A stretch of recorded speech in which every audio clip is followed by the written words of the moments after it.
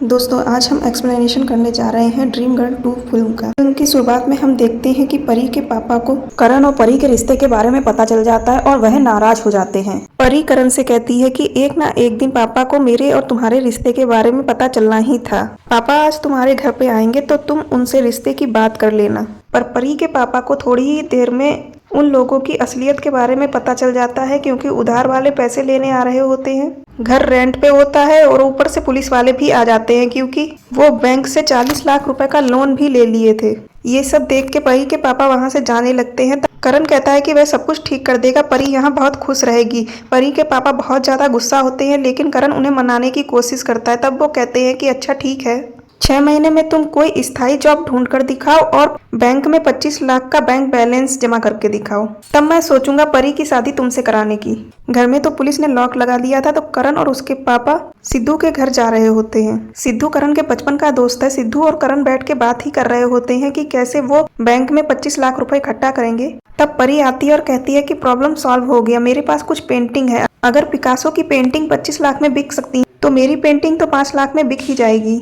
ये सीन बहुत ही ज्यादा फनी होता है। फिर करण एक बार में जाता है और वहां जाकर दारू पीने लगते हैं और देखते हैं कि कुछ अमीर ज्यादा लड़कियों पे बहुत ज्यादा पैसा उड़ा रहे होते हैं। डेली के 10,000 रुपए तो ये लोग कमा ही लेते होंगे। फिर क्या करण के पापा और सिद्धू को पता है कि करण के अंदर एक हिडन टैलेंट है कि वह लड़की की आवाज भी निकाल लेता है और उसकी एक्टिंग भी बहुत अच्छी तरीके से कर लेता है, और वह पहले इस तरह का काम कर भी चुका है।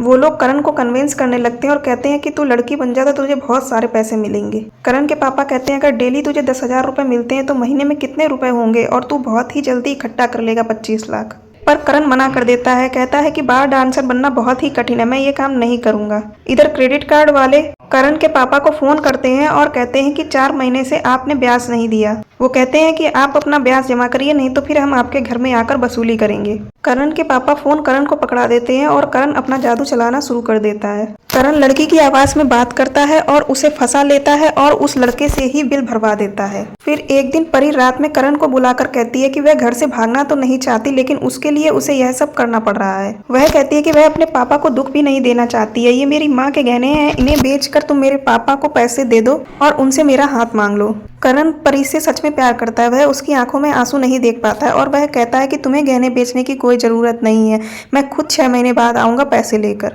फिर क्या करण बार डांसर बन गया और मोहल्ले के सारे आदमी उसे देखकर फिसलने लगे।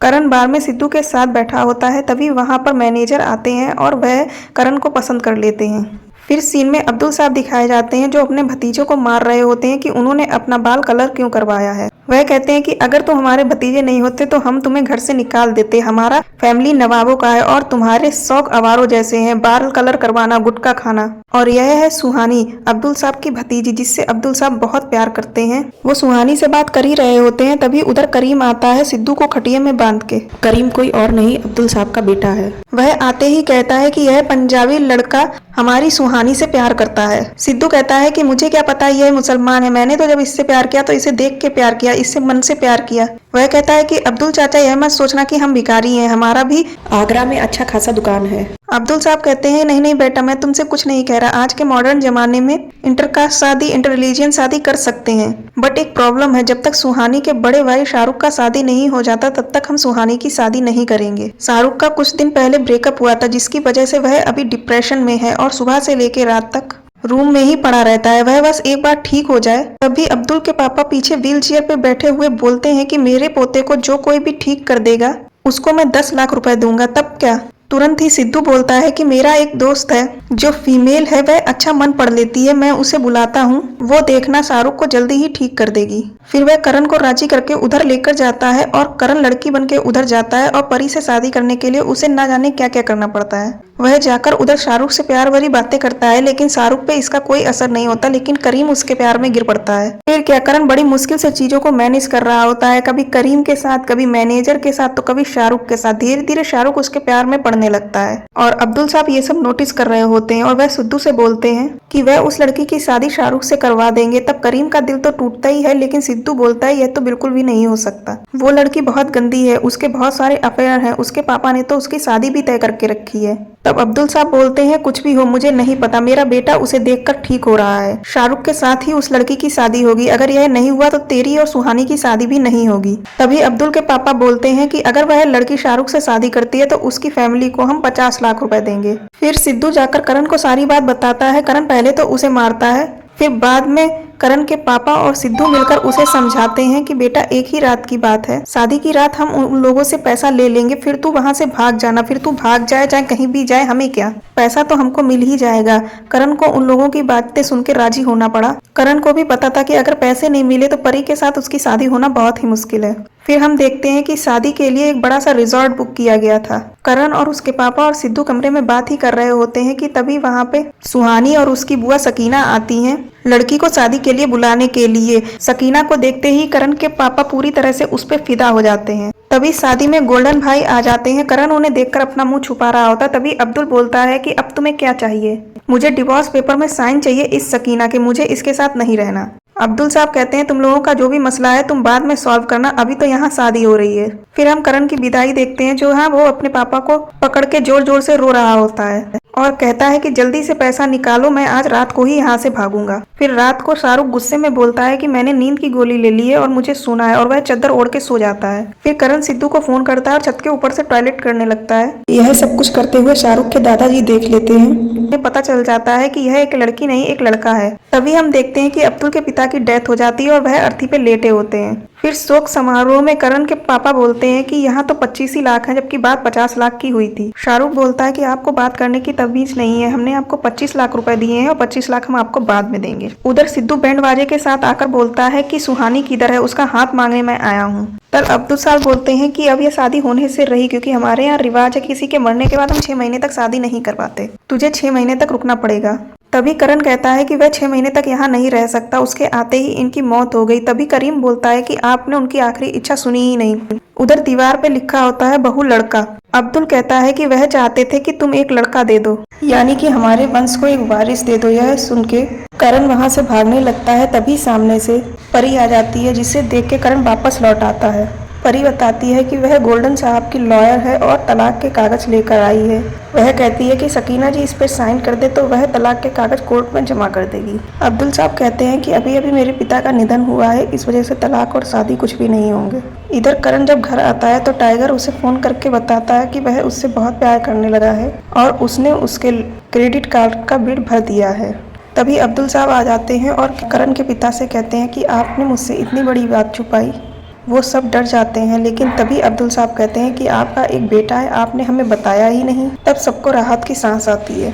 करण के पिता कहते हैं कि करण बहुत बदतमीज है, वह किसी की भी इज्जत नहीं करता और आपकी बहू अभी अभी इसी से लड़के घर से बाहर चली गई है, मेरा फोन भी नहीं उठा रही है। तभी हम देखते हैं कि सकीना को करण से प्यार हो जाता है। सकीना करण को घर आने के लिए बोलती है और अब्दुल साहब भी बोलते हैं और वह करण को जबरदस्ती घर ले जाती है।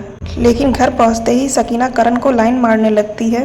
करण उसे एंग्री यंग वाला एटीट्यूड दिखा रहा होता है। रात को सिद्धू का करण के पास फोन जाता है और वह पूछता है कि तुम किधर हो। तभी गोल्डन भाई पूछते हैं कि तुम कब आओगे, तो करण उन्हें लेडीज प्रॉब्लम का बहाना देकर टाल देता है। शाहरुख ये सुन लेता है और रात को जब करण के करीब जाता है तो वह उससे लेडीज प्रॉब्लम कहती है और शाहरुख ओके ओके कह के लेट के सो जाता है। करण सिद्धू के घर जाता है और रोता है, कहता है कि मुझसे ये नाटक और नहीं होगा, कल मैं मरते मरते बचा। सिद्धू कहता है थोड़े दिन और नाटक कर ले, मैं कुछ सोचता हूँ, तू ही मेरा सच्चा दोस्त है। यह कह के करण को हक कर लेता है और ये सब सुहानी देख लेती है और उसे लगता है कि उसकी भाभी के साथ उसके पति का अफेयर चल रहा है। वह नाराज होकर वहाँ से चली जाती है। फिर रात को करण, सिद्धू और करण के पापा बैठकर दारू पी रहे होते हैं। करण कहता है कि मैं जो कुछ कर रहा हूँ परी के लिए कर रहा हूँ, लेकिन यह सब अगर परी को पता चल गया तो वह मुझसे शादी नहीं करेगी। फिर सिद्धू कहता है कि आज मैं तो मरते मरते बचा, मैंने उसको बताया कि वो सिर्फ मेरी अच्छी दोस्त है। फिर मैंने उसको 7 आइसक्रीम और जाने कितने पिज्ज़ा खिलाए, तब जाकर वह मानी। बात करते करते ये सब बहुत ज़्यादा दारू पी लेते हैं। फिर करण जब अपने ससुराल वापस लौट रहा होता है तो रास्ते में बेहोश हो जाता है। गोल्डन भाई उसे उठाकर अपने घर ले आता है। जब करण को होश आता है तो गोल्डन भाई कहता है कि मुझसे शादी करोगी। करण कहता है कि आप मेरा एक काम कर दीजिए, मुझे घर तक छोड़ दीजिए। गोल्डी कहता है कि तुमसे शादी तो मैं ही करूँगा और उसे लिफ्ट देता है और प्रिंस आपकी हवेली के पास छोड़ देता है। और वहाँ उन दोनों को करीम और उसके भतीजे एक साथ देख लेते हैं। करीम जाकर के यह बात अब्दुल को बताता है और कहता है कि गोल्डन का भाभी के साथ अफेयर चल रहा है। उधर सकीना अपने बच्चों को लेकर करण के घर पहुंच जाती है, जहां करण के पापा सकीना को देखते हैं और उन्हें गलतफहमी हो जाती है। उन्हें लगता है कि सकीना उनसे रिश्ते की बात करने आई है और उन्हें सकीना से प्यार होता है, इसलिए वह रिश्ते के लिए हाँ कर देते हैं। सकीना कहती है करण मान जाएगा, तो करण के पिता कहते हैं कि हाँ वह मान जाएगा, उसकी आप चिंता मत करो। और इसके बाद करण के पिता सच धज कर पहुंच जाते हैं सकीना के घर। करण वहां कहता है कि पापा आप यहाँ क्या कर रहे हो। करण के पिता करण से कहते हैं कि सकीना मुझसे बहुत प्यार करती है, आज मैं उसे प्रपोज करने वाला होता हूँ, आज मैं उसे प्रपोज करने वाला हूँ। फिर करण के पिता अंगूठी निकालकर सकीना को आई लव यू कहते हैं। उसके बाद बवाल हो जाता है और सकीना करण के पिता को बुढ़ा कमीना जाने क्या क्या कहने लगती है। और रात में देखा जाता है कि करण के फोन पे कॉल आ रहा होता है, जिसे शाहरुख उठा लेता है और उधर साइड टाइगर होता है जो उससे प्यार भरी बातें करने लगता है। शाहरुख को यह सुन के गुस्सा आता है और वह करण के पास जाता है और कहता है कि यह किसका कॉल है। तरफ करण कहता है कि यह सब मेरे चाहने वाले हैं और तुम तो मेरे पति हो, तुम्हारा तो पहला हक बनता है, तुमने तो अभी तक मुझे सुख ही नहीं दिया, तुमने तो अभी तक मुझे हाथ भी नहीं लगाया। करण को नहीं पता होता है कि यह टेक्निक उस पर उल्टी पड़ने वाली है। शाहरुख के मन में भी प्यार जगने लगा होता है और वह करण को किस करने वाला होता है कि तभी करण नीचे झुक जाता है और उसके सर पे लगी हुई बिग हट जाती है, जिसे देखकर शाहरुख चौंक जाता है। शाहरुख उससे पूछता है कि तूने यह सब क्यों किया। फिर करण उसे बताता है कि उसे 25 लाख रुपए चाहिए थे, परी से शादी करनी थी, इस वजह से उसने यह सब नाटक किया और सिद्धू की शादी भी तभी होती जब तुम्हारी शादी हो जाती। शाहरुख कहता है कि मैं समझता हूँ तूने अपने प्यार के लिए किया और मैंने अपने पापा के लिए। मेरा किसी के साथ अफेयर था लेकिन वह टिका नहीं, फिर मेरी शादी तुमसे करवा दी गई। मुझे लड़कियां पसंद ही नहीं हैं, लेकिन यह बात मैं अपने पापा से नहीं कह सकता, उन्हें दुख होगा। फिर दिखाया जाता है कि सुहानी अपना प्रेगनेंसी का टेस्ट करती है जो पॉजिटिव होता है। वह सिद्धू को फोन कर रही होती है, लेकिन तभी वहाँ पर सकीना आ जाती है, जिससे डर के वह किट नीचे फेंक देती है जो करीम के पास जाकर गिरती है। करीम ऊपर देखता है तो करण को उल्टी हो रही होती है और शाहरुख उसे उल्टी करवा रहा होता था। करीम को लगता है कि उसकी भाभी प्रेग्नेंट है, वह जाकर अब्दुल को बताता। अब्दुल खुश हो जाता है और सबको मिठाई और कपड़े बांटने लगता है। तभी शाहरुख वहाँ आता है और कहता है कि उसकी बीवी कभी भी मां नहीं बन सकती है। यह बात सुनकर अब्दुल को बुरा लगता है, लेकिन सकीना वहाँ आती है और कहती है कि मैं एक ऐसे व्यक्ति को जानती हूँ जो इस समस्या का समाधान निकाल सकता है। फिर अब्दुल का परिवार करण को लेकर के एक बाबा के पास पहुँचता है। फिर सकीना शाहरुख की पत्नी से अपने भाई से मिलने की इच्छा जाहिर करती है, लेकिन करण उसे मना कर देता है। तो वह उसे धमकी देती है कि अगर करण उससे नहीं मिला तो वह मर जाएगी। उधर गोल्डी भाई का फोन आता है जो करण से कहते हैं कि अगर तू मिलने नहीं आई तो मैं तेरे दोस्त को मार दूंगा। करण फंस जाता है और एक ही साथ दोनों से मिलने का प्लान बनाता है और वह एक ही जगह का दोनों को लोकेशन भेजता है और फिर कपड़े बदल बदल कर कभी लड़का बन के सकीना से मिलता है तो कभी लड़की बन के गोल्डन भाई से मिलता है। करण गोल्डन को शादी के लिए मना कर देता है, इसलिए गोल्डन भाई वहाँ पर परी को बुला लेते हैं और कहते हैं कि आप लड़की हैं, आप समझाएंगी तो वह समझेगी। लेकिन वहीं परी करण को सकीना को गले लगाते हुए देख लेती है और उसे गलतफहमी हो जाती है, वह वहाँ से नाराज होकर चली जाती है। इधर बाबा के बताए हुए उपाय को करने के लिए शाहरुख और उसकी पत्नी यमुना में डुबकी लगाने जाते हैं। उसी दौरान शाहरुख नाटक करता है कि उसकी बीवी डूब गई है और मर गई है। करण के पापा जोर जोर से रो रहे होते हैं अपनी बेटी के मरने के दुख में। तभी वहाँ पे करण की एंट्री होती है एंग्री यंग मैन के तौर पे। करण घर वालों को हड़का रहा होता है, तभी वहाँ पर टाइगर आ जाता है और गोल्डी भाई भी आ जाते हैं अपनी प्रेमिका को ढूंढते हुए। पुलिस वाला कहता है कि उस लेडी की लोकेशन यहीं पर दिखाई दे रही है। गोल्डन भाई कहता है कि मेरी जिंदगी की जुड़ी हुई सारी औरतें यहीं से क्यों निकल रही हैं। तभी सिद्धू करण को बुलाता है और बताता है कि परी शादी कर रही है। करण यह सुनकर काफी चौंक जाता है। वह परी से मिलने जाता है, लेकिन परी उससे करण कहता है कि मैं पैसों का अरेंजमेंट कर रहा हूँ, अभी 6 महीने में 4 ही महीने तो हुए हैं, 2 महीने अभी बाकी हैं। तब परी कहती है कि मैं नहीं जानती थी कि तुम पैसे कमाने के लिए इतना गिर जाओगे। तुम किस तरह से उस औरत से लिपटे हुए थे, इतने खराब आदमी के साथ मैं शादी नहीं कर सकती।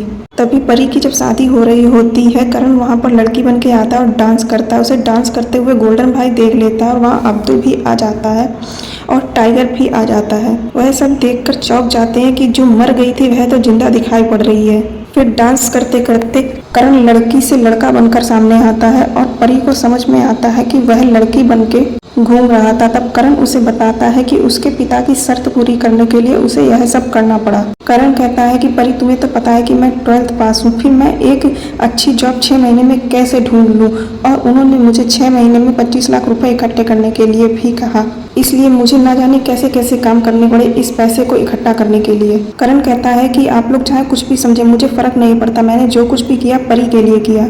रात को करण अपने घर में बैठा हुआ दुख में डूबा होता है और दारू पी रहा होता है। तभी परी के पापा परी को लेकर आते हैं और करण को सौंप देते हैं। वे कहते हैं कि तुमने परी के लिए बहुत कुछ किया है, तुमने उस पैसे को इकट्ठा करने के लिए ना जाने क्या क्या किया, उसकी माँ के गहने नहीं बेचे, और इसी से पता चलता है कि तुम परी से बहुत प्यार करते हो।